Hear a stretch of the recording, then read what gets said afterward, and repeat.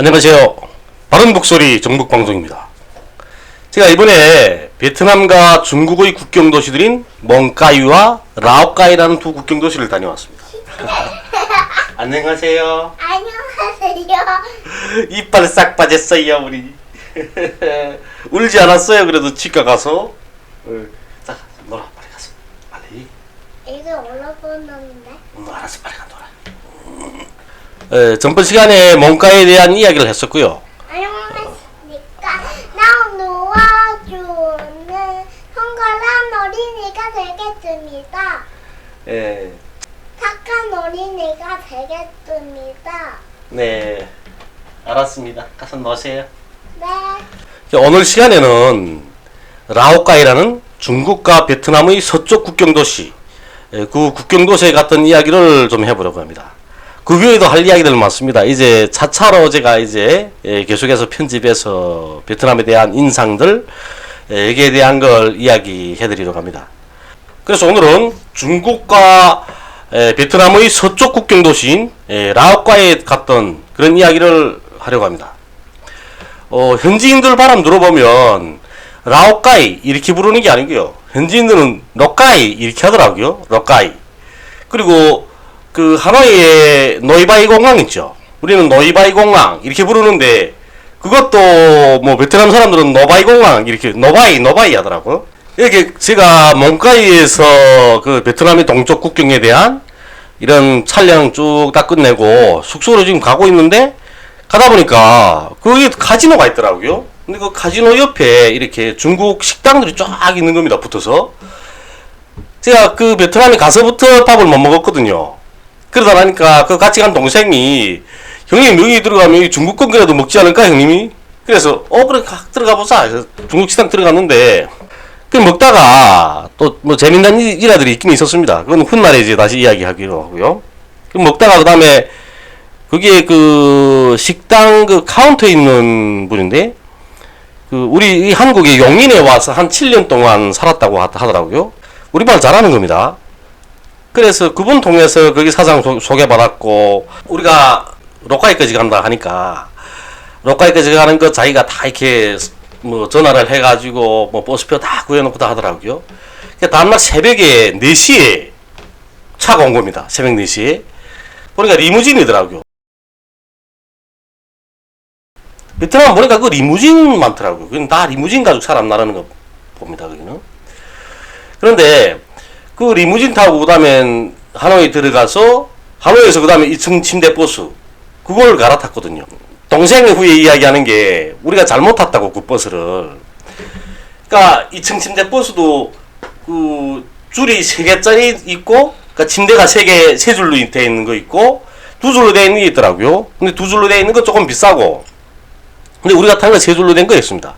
그 로카에서 하노이를 다시 돌아갈 때는 우리가 그 2줄짜리를 탔거든요. 근데 그거는 우리 남한의 고속버스로 말하게 되면 프리미엄 버스 뭐 그런 식인 것 같습니다. 거기는 뭐 이렇게 개별적으로 그건 칸도 크고 넓고요. 크고 그리고 커튼 다 치게 돼 있고 다 그다음에 그 USB 그 충전 코드도 다 있고 뭐 그렇게 돼 있더라고요. 근데 어쨌든 그걸 타고 하노이에서 로카이까지.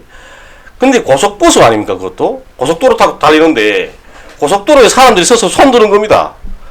북한하고 똑같더라고. 손 딱 드니까 고속버스가 빡 멈춰서 있는 거지.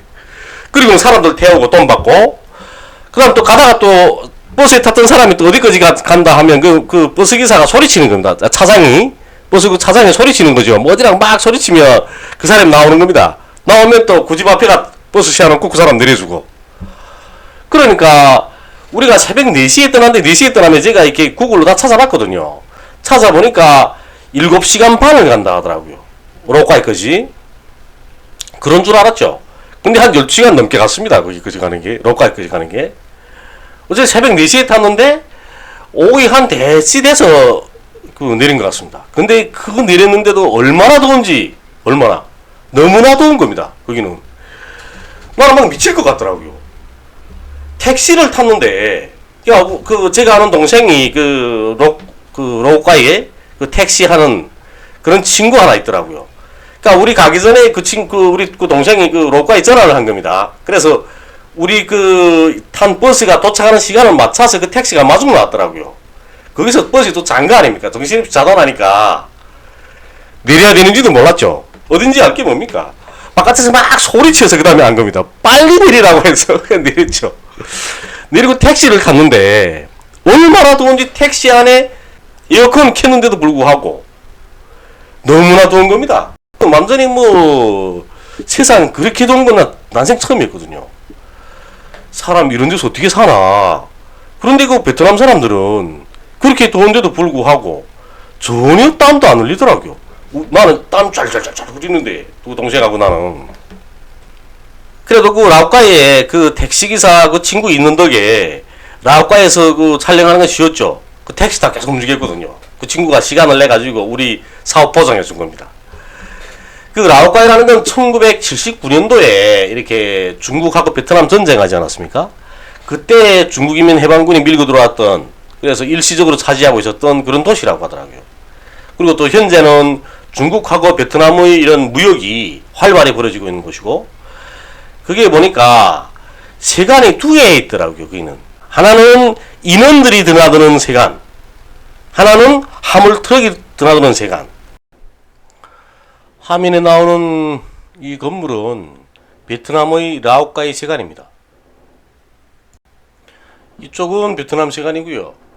중국에서 넘어오는 분들도 보이고, 저쪽은 중국 세관입니다.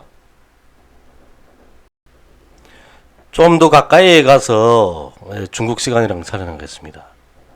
근데 뭐 이 베트남 세관은 담장에 달라붙어 이렇게 촬영해서 누구 통제하는 사람이 없더라고요.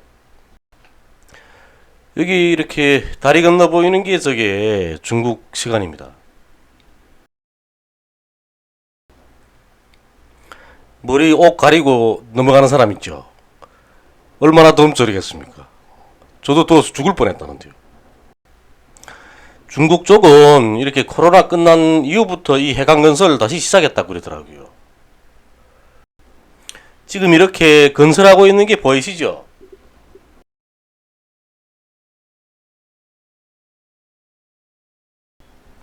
그리고 이쪽에 보게 되면 저쪽에 철교가 보이거든요. 여기에 지금 다리가 두 개인 겁니다. 하나는 세관 넘어가는 다리, 하나는 철교가 있고요. 이 철교 밑에 중국 변방대 초소가 있는 겁니다. 지금 보이죠? 철교 밑에.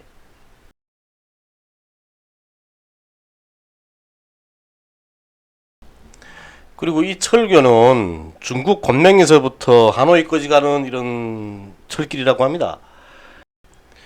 중국하고 베트남 사이에는 이렇게 열차 철길로, 철길이 두 개 선로가 연결되어 있는데, 하나는 우리가 다 알다시피 김정은 위원장이 베트남 갈 때 들렸던 동강역, 하나는 여기 라오카이라고 합니다. 위성 지도로 보게 되면 이제 보던 그 장소가 여기거든요. 다리 하나 있고 옆에 철교가 있고 녹색 핀 하나 제가 고정시켰죠. 거기서 지금 제가 촬영을 한 겁니다. 그리고 빨간 핀 고정시킨 건 그건 변방대 초소고요. 그리고 여기도 보게 되면 철조망이 다 쳐져 있습니다. 쭉 다 보이시죠? 철조망이. 그리고 CCTV들도 다 설치되어 있습니다. 그리고 또 뭐 중국하고 베트남은 유일하게 또 이 라오카이 쪽으로 이렇게 고속도로가 연결되어 있다네요. 그래서 이게 화물 나르는 트럭들, 그 대형 트럭들이 들어오는 세관이 따로 있나 봅니다. 뭐 중국으로 넘어가는 사람들 뭐 하나 둘 보이기도 하네요. 지금 이 시간이 이때가 한 5시, 6시 거진 될 때인데 이렇게 넘어가네요. 또 중국 쪽에서 넘어오는 사람도 있고 넘어가는 사람이 훨씬 많네. 제가 촬영한 게 이게 사당이었거든요. 사당 마당에 들어가서 제가 촬영한 겁니다. 세관 딱 담장 옆에 붙어 있는. 이 사당은 뭐 베트남하고 중국 사람들이 라오카이 오게 되면 꼭 들러서 소원을 빌고 가는 그런 관광 명소라고 하네요.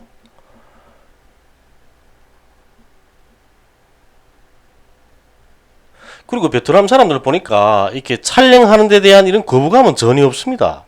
우리 남한에서 촬영하면 뭐 초상권 운운하고 하겠는데 이 사람들은 오히려 촬영하게 되면 손 흔들어주고 막 뭐 인사하고 이러더라고요.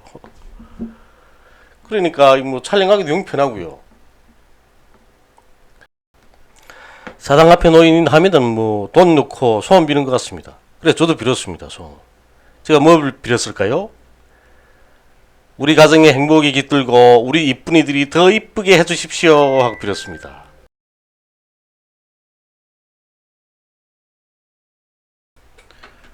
그리고 사당 안에 들어가 봤는데 제가 이번 베트남 길에서 느낀 거지만 동남아 사람들은 확실히 이렇게 화려한 걸 좋아하는 것 같습니다.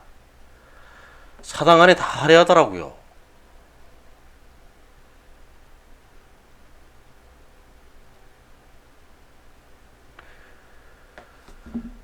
후에 다시 한번 가게 되면 동남아 이 사당들 한번 쭉 돌아보는 그런 걸 한번 해야 될 것 같습니다.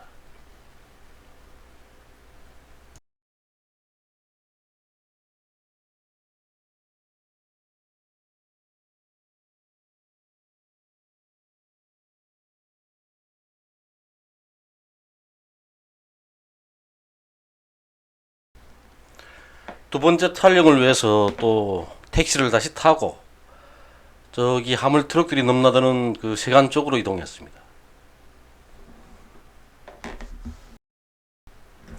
저기 건너편에 보이는 게 중국 땅인데요. 저기는 중국의 뭐 하구라는 이런 국경 도시라고 합니다.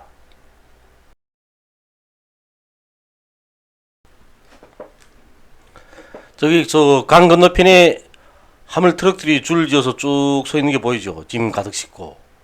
저거 다 베트남으로 넘어오려고 지금 통관 수속을 받고 있는 그런 트럭들입니다. 여기 보이는 다리가 중국에서 베트남 넘어오는 그 화물 트럭들이 넘어오는 그 다리입니다. 여기에 이 세관도 리모델링 다시 하는 것 같습니다. 뭐 공사를 진행하고 있네요. 그리고 또 다리 밑에는 중국 변방 초소가 또 있어요. 이 다리 밑에 중국 변방 초소 보이시죠? 여기는 또 베트남 쪽에서 중국으로 넘어가는 그런 화물 트럭들이 지금 대기하고 있는 장소입니다. 저 건너편에 철조망들이 다 보이시죠? 제가 볼 때는 높이가 한 3, 4m 정도는 되는 것 같습니다. 이런 철조망들을 우리 탈북민들이 이제 넘어와야 되는 겁니다. 힘들겠죠? 그리고 또 철조망들에 이런 CCTV들이 설치되어 있고요. 나무에 가려서 안 보이긴 하지만요. 이 강의 이름은 홍강입니다. 홍강철은 아니고요. 홍강은 중국과 베트남이 국경을 흐르다가 하노이 거쳐서 남중국해로 흘러 들어간다고 합니다. 중국과 베트남 사람들한테는 어머니 젖줄기와 같은 강인 셈이죠. 대대로 이 강에서 살면서 행복하게 살았을 겁니다. 날새들도 마음대로 넘나드는데 사람이 넘나들지 못하니까 정말 가슴 아픕니다. 수천 년 동안 마음대로 넘나들던 이 강이 몇 년 사이에 쳐진 철조망 때문에 막혔으니까 이보다 더 안타까운 일이 어디 있겠습니까? 그러면 철조망이 문제입니다. 미국의 트럼프가 멕시코 장벽을 설치할 때도 반대하는 사람들이 많았죠. 저는 그런 인위적인 장벽이나 철조망 같은 걸 반대하는 사람입니다. 미국은 장벽을 설치하고 북한도 철조망을 쳤는데 왜 중국만 가지고 이야기를 하냐, 이렇게 할 것 같아서 제가 하는 말인데요. 천문학적 돈을 쏟아부어서 장벽이나 철조망을 치는 건 정말 옳지 못한 일이라고 생각을 합니다. 그 돈으로 아이들이 교육에 더 힘을 쏟아부었으면 좋겠습니다. 국가는 가장 큰 권력으로 모든 이권을 틀어주고 있습니다. 국가의 이권에 저항하는 사람들은 불법이라는 미명으로 탄압하고요. 그건 국가의 본질입니다. 그래도 사람들은 국가 권력이 눈을 피해서 밀수라는 딱지가 붙어도 할 일은 다 하고 살아갑니다. 조선 국경경비대에는 이런 말이 있습니다. 삼국 시기에도 고려 시기에도 이조 시기에도 밀수는 막지 못했다. 철조망을 친다고 밀수를 막지 못합니다. 이처럼 중국은 국경 전체에 철조망을 쳤습니다.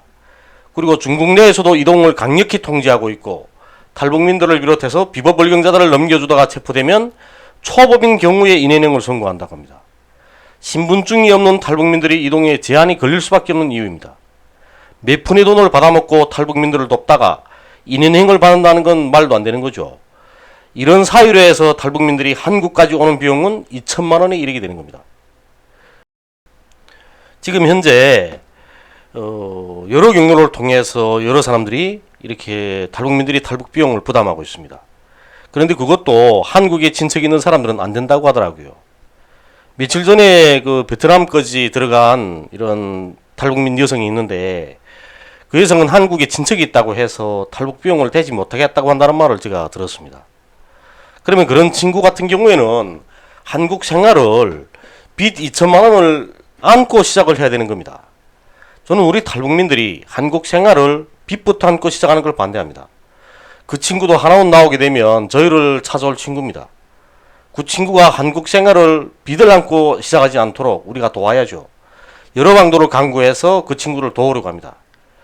며칠 있으면 작년에 중국 공안에 체포됐다가 9.4일생으로 살아난 친구들을 비롯해서 우리가 선을 낳아서 데려온 친구들이 하나원을 나오게 됩니다. 이 철조망은 그 친구들이 넘은 철조망입니다. 그 친구들이 정말 이렇게 그 험난한 길을 헤치고 한국까지 왔습니다. 네, 앞으로 그 친구들이 한국 정착에 대한 이야기도 계속해서 전해드리도록 하겠습니다. 이것으로 중국과 베트남 국경에 대한 취재 이야기는 마치도록 하겠습니다. 궁금하신 문제들이 있으시면 앞으로 실시간 방송을 할 때 댓글로 달아주시면 충실히 답변 드리겠습니다. 물론 지켜져야 될 비밀들이 있어서요. 어느 구간으로 왔는지 어떻게 왔는지 이게 대해서는 말할 수는 없고요. 그렇지만 제가 알려드릴 수 있을 만큼 충실히 답변해 드리겠습니다. 감사합니다.